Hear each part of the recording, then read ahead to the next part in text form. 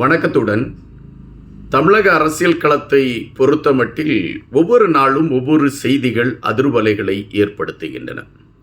இன்று சொல்லப்படுகின்ற செய்தி மறுநாள் வேறொரு கோணத்தில் சொல்லப்படுகிறது, அல்லது வேறொரு கோணத்தில் சொல்லப்படுகின்ற செய்தி இன்று வேறொரு கோணத்தை சந்தித்து விடுகிறது. இது நீங்கள் தொடர்ச்சியாக பார்த்து கொண்டிருக்கக்கூடிய ஒரு விடயம். ஆனால் ஒரே ஒரு செய்தி மட்டும்தான் தமிழக அரசியல் களத்தில் அனைவருமே உன்னிப்பாக பார்க்கக்கூடிய செய்தியாக இருக்கிறது. அனைவருமே அந்த செய்தியை சார்ந்த ஒரு பயணத்தை எடுக்க வேண்டிய களத்தை எடுத்துக்கொண்டு இருக்கக்கூடிய ஒரு சூழலை நம்மால் பார்க்க முடிகின்றது. அந்த செய்திதான் இன்று இந்திய அரசியல் களத்தில் ஒரு பரபரப்பான செய்தி களமாக இருக்கிறது. அது என்ன செய்தி என்பது உங்களுக்கே தெரிந்திருக்கும். இருந்தாலும் அதை குறித்து நாம் ஒரு பதிவு செய்வது சிறப்பாக இருக்கும் என்று நான் நினைக்கின்றேன். அது தமிழக வெற்றி கழகத்தின் தலைவர் விஜய் அவர்களை மையப்படுத்திய அரசியல் களம்தான். விஜய் அவர்கள் அரசியல் கட்சி ஆரம்பித்த பொழுது அவர் எடுத்து வைத்தார், எங்களுடைய அரசியல் களம் மக்களுடைய பணிகளை முன்னிலைப்படுத்தி கொண்டு பயணிக்கக்கூடிய அரசியல் களமாக இருக்கும். இதுவரை ஆட்சி பீடத்தில் இருந்தவர்கள் செய்த பிழைகள் அல்லது அவர்களால் செய்யப்பட்டு கொண்டிருக்கக்கூடிய ஊழல் சார்ந்த நகர்வுகள், இவைகளை புறந்தள்ளிவிட்டு மக்களுக்கான களத்தில் எங்களுடைய பயணம் இருக்கும் என்று எடுத்து வைத்தார்கள். ஒரு நடிகர் என்ன அரசியல் பேசிவிடுவார் என்கின்ற நையாண்டியை எடுத்து வைத்தார்கள். ஆனால் விஜய் அவர்கள் மிக அழுத்தமான கருத்துக்களை பதிவிட்டார். நீங்கள் பார்த்து கொண்டிருங்கள், வருகின்ற தேர்தலில் திராவிட முன்னேற்ற கழகத்தை முந்தி செல்லக்கூடிய களமாக எங்களுடைய அரசியல் களம் இருக்கும் என்று குறிப்பிட்டார். அதுபோல தமிழக வெற்றி கழகமா திராவிட முன்னேற்ற கழகமா என்கின்ற ஒரு களம்தான் இந்த அரசியல் களத்தில் அமையும் என்று குறிப்பிட்டார். அது ஒரு மிகைப்படுத்தப்பட்ட சொல் என்று பலராலும் விமர்சிக்கப்பட்டது. ஆனால் மிக தெளிவாக விஜய் அவர்களுடைய அரசியல் பயணம் அதனை இன்று கொண்டு வந்து நிறுத்தி இருக்கின்றன. ஆனால் இன்று திராவிட முன்னேற்றக் கழகம் ஆட்சி பீடத்தில் இருந்தால் கூட ஒரே ஒரு தலைவரை மையப்படுத்திய செய்திதான் இன்றைய இந்திய அரசியல் களத்தில் பரபரப்பாக பேசப்பட்டு கொண்டு இருக்கின்றது. அது தமிழக வெற்றி கழகத்தின் தலைவர் விஜய் அவர்களை மையப்படுத்திய ஒரு அரசியல்தான் இன்று பேசப்படுகிறது. விஜய் அவர்களுடைய கட்சியை சார்ந்தவர்கள் டெல்லி செல்கிறார்கள் என்கின்ற பொழுது யாரோடு இப்பொழுது அவர்களுடைய பேச்சு இருக்கும்?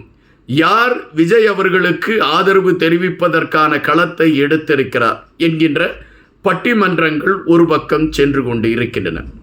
இன்னொரு புறம் காங்கிரஸ் எங்களோடுதான் கூட்டணியில் இருக்கிறது என்று மார்பு தட்டி கொண்டிருந்த திராவிட முன்னேற்ற கழகம் இப்பொழுது காங்கிரசின் செயல்பாடு வேறொரு கோணத்தில் சென்று விடுமோ என்று துண்டை காணவில்லை, துணியை காணவில்லை என்கின்ற ஓட்டத்தை எடுக்கக்கூடிய நிலைமையை திராவிட முன்னேற்ற கழகம் எடுத்திருக்கிறது. இந்திய தேசிய காங்கிரசின் முக்கிய தலைவர்களில் ஒருவராக இருக்கக்கூடிய ராகுல் காந்தி அவர்கள் இருமுறை விஜய் அவர்களோடு தொலைபேசியில் பேசி இருக்கிறார் என்கின்ற செய்தியை ஊடகங்கள் முதன்மைப்படுத்துகின்றன. ஆனால் திராவிட முன்னேற்றக் கழகம் முழங்கிக் கொண்டிருக்கிறது, எங்களோடு கூட்டணியில் காங்கிரஸ் இருக்கிறது என்று. நான் முன்பு ஒரு காணொலியில் மிக தெளிவாக சொல்லி வைத்திருந்தேன், செல்வ பெருந்தகை எடுக்கக்கூடிய முடிவல்ல இங்கு நடைபெறக்கூடிய முடிவு. காங்கிரஸை பொறுத்தமட்டில் டெல்லி என்ன முடிவை எடுக்கிறதோ அந்த முடிவுதான் இங்கு எழுதப்படக்கூடிய களமாக இருக்கும் என்று நான் குறிப்பிட்டிருக்கின்றேன். தற்பொழுது உள்ள சூழலில் விஜய் அவர்களோடு கூட்டணி வைத்து கொண்டால் நம்மை நாம் அடையாளப்படுத்திக் கொள்ளலாம் என்று பல கட்சிகள் போட்டி போட்டுக்கொண்டு இருக்கின்றன.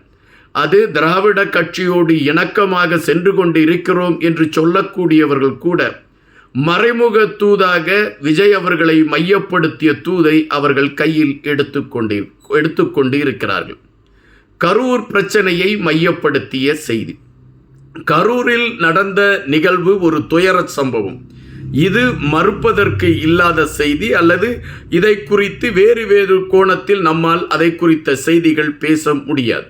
ஆனால் இந்த கரூர் சம்பவத்தின் பின்னணியில் இருக்கக்கூடிய பல விடயங்கள் இன்று வரை சர்ச்சைக்களங்களை கொண்டதாகத்தான் இருக்கின்றன.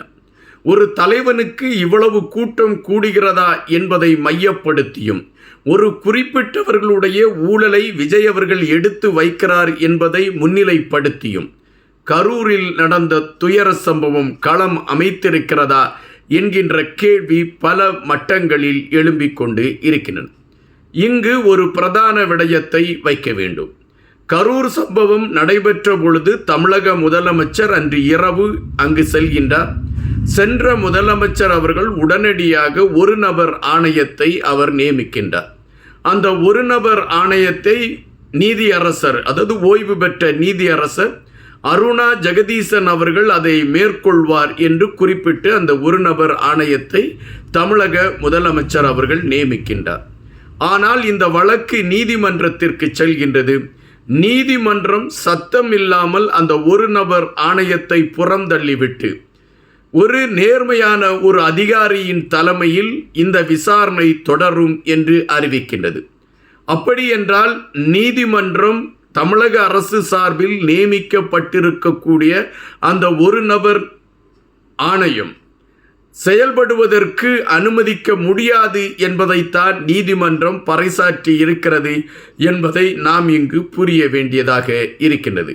அப்படி என்றால் நீதி சார்ந்தவர்கள் விஜய் அவர்களுடைய களத்தை அல்லது விஜய் அவர்களுடைய கட்சியை சார்ந்தவருடைய களத்தை உண்மை இருக்கிறது என்பதை புரிந்திருக்கக்கூடிய காரணத்தினால்தான் ஒரு நபர் விசாரணை என்பது ஒரு கண்துடைப்பு நாடகம் என்கின்ற கணக்கீட்டை எடுத்துக்கொண்டு உண்மை வெளிவர வேண்டும் என்பதற்காக அந்த நேர்மையான அதிகாரியை நியமித்து இருக்கிறார்கள் என்பதுதான் பரவலாக பேசப்படுகின்ற ஒரு செய்தி.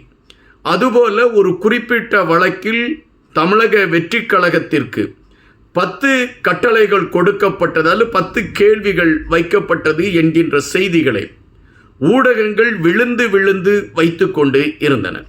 இந்த ஊடகங்கள் விழுந்து விழுந்து வைத்து கொண்டிருந்த விடயத்தின் பின்னணியில் என்ன இருக்கிறது என்பதை திருச்சி சூர்யா அவர்கள் ஒரு வலையொலிக்கு பதிவு செய்திருக்கின்றார். அவர் குறிப்பிட்டிருக்கக்கூடிய விடயம் மிக தெளிவாக நாம் அறிய வேண்டிய ஒரு விடயம்தான். அதாவது அந்த நீதியரசின் முன்பு வழக்கு வருகிறது. இந்த வழக்கில் தமிழக அரசு சார்பில் வாதாடக்கூடியவர்கள் மட்டும்தான் இருந்தார்கள். தமிழக வெற்றி கழகத்தை சார்ந்தவர்கள் அங்கு வாதாடுவதற்கான களம் இல்லாத ஒரு சூழல் இருந்தது. ஒரு வழக்கு வருகிறது என்றால் இரு பிரதி எதிர்பிரதி 2 பேரும் வாதாடக்கூடிய களம் அமைய வேண்டும். ஆனால் இங்கு தமிழக அரசு சார்பில் எடுத்து வைக்கப்பட்ட கருத்துகளுக்கான களங்கள் இருந்தனை தவிர விஜய் அவர்களுடைய கட்சியை சார்ந்தவர்கள் தங்களுடைய கருத்துக்களை பதிவிடுவதற்கான ஒரு சூழல் அங்கு இல்லை, அல்லது அதற்கான களம் உருவாகாமல் இந்த அரசு தடுத்து விட்டது என்கின்ற கேள்வியை திருச்சி சூர்யா அவர்கள் எடுத்து வைத்திருக்கின்றார். அப்படி என்றால் ஒரு பெரிய நாடகங்கள் நடந்து கொண்டு இருக்கிறது என்பதுதான் திருச்சி சூர்யா அவர்களுடைய பதிவு. இன்று பெரும்பாலானவர்கள், அதாவது மக்கள் சார்ந்து பேசக்கூடியவர்கள், விஜய் அவர்களுடைய அரசியல் களத்தை மையப்படுத்திய களத்திற்கு பெரும் ஆதரவை கொடுத்து கொண்டு இருக்கின்றார்கள். அதுவும் கரூர் பிரச்சனையை மையப்படுத்தி பொய் பிரச்சாரங்கள் வேகம் கட்டி கொண்டு இருக்கக்கூடிய இதே வேளையில்தான் விஜய் அவர்களை ஆதரித்து பெரும்பாலான கருத்துகள் வந்து கொண்டிருக்கின்றன. தற்பொழுது தமிழக வெற்றி கழகத்தை சார்ந்தவர்கள் பாதிக்கப்பட்ட மக்களை சந்திக்க சென்றிருக்கின்றார்கள். அப்படி சந்திக்க சென்ற இடங்களிலெல்லாம் மக்கள் கண்ணீரோடு, உங்களுக்கு இப்படி ஒரு நிகழ்வு நடைபெற்று விட்டதே என்பதுதான் எங்களுடைய வேதனை, எங்களுடைய குடும்பத்தில் நாங்கள் உயிர்களை இழந்து விட்டோம், எங்களுக்கு தெரியும், அங்கு என்ன நடந்தது என்பது எங்களுக்கு தெரியும், நீங்கள் கவலைப்படாதீர்கள், நாங்கள் உங்களோடு இருக்கிறோம் என்று மக்கள் தமிழக வெற்றி கழகத்தின் நிர்வாகிகளோடு பேசியிருக்கிறார்கள் என்கின்ற செய்திகள் வருகின்றன. தற்பொழுது உள்ள அரசியல் களத்தை மையப்படுத்தி பார்க்கின்ற பொழுது தமிழக வரலாற்றில், அதாவது 1947 ஆண்டு சுதந்திரம் அடைகின்றது. அதன் பின்பு காங்கிரஸ் பேரியக்கம் ஆட்சியை கையில் எடுக்கின்றது. அதன் பின்பு திராவிட முன்னேற்றக் கழகம் கையில் எடுக்கிறது. அதன் பின்பு அனைத்து இந்திய அண்ணா திராவிட முன்னேற்றக் கழகம் கையில் எடுக்கின்றது. தமிழக அரசியல் களம் இந்த 3 கட்சிகளை மையப்படுத்திய களத்தில் பயணித்து கொண்டிருந்த அந்த வேளையில் மக்கள் ஒட்டுமொத்தமாக ஒரு தலைவனை தங்களுடைய உள்ளத்தில் வைத்து கொண்டாடினார்களா என்றால் கேள்விக்கணைகளாகத்தான் இருந்தன. அமரர் எம்ஜிஆர் அவர்கள் வெற்றி பெறுகின்ற அந்த சூழலில் கூட எதிர்ப்பாக பதிவான வாக்குகளின் சதவீதம் அதிகம் என்கின்ற ஒரு பதிவு கூட உண்டு. ஆனால் இன்று கன்னியாகுமரியிலிருந்து சென்னை வரை விஜய் அவர்களுடைய பெயரை சொன்னாலே ஒட்டுமொத்த தமிழ் மக்களும் உள்ளத்துக்குள் அவரை ஒரு வியந்து பார்க்கக்கூடிய ஒரு களத்தை நம்மால் பார்க்க முடிகின்றது. மாற்று அரசியலை கையில் எடுத்துக்கொண்டு பயணித்து கொண்டு இருக்கக்கூடிய விஜய் அவர்கள் முதன்மையான சக்தி என்பதை பறைசாற்றி விட்டார் என்பதை விட முதல் சக்தி என்பதை அவர் பறைசாற்றி இருக்கிறார் என்பதாகத்தான் பெரும்பாலானவர்கள் கருத்துக்களை எடுத்து வைக்கிறார்கள். காத்திருப்போம். அதிரடி மாற்றங்களோடு தமிழக வெற்றி கழகம் தடம் பதிக்கப் போகின்ற அரசியல் பாதை தமிழக அரசியல் களத்தில் இதுவரை யாரும் எட்டிக்கூட பார்க்க முடியாத பக்கமாக இருக்கும் என்பதுதான் நிஜம். நன்றியுடன் இன்பா.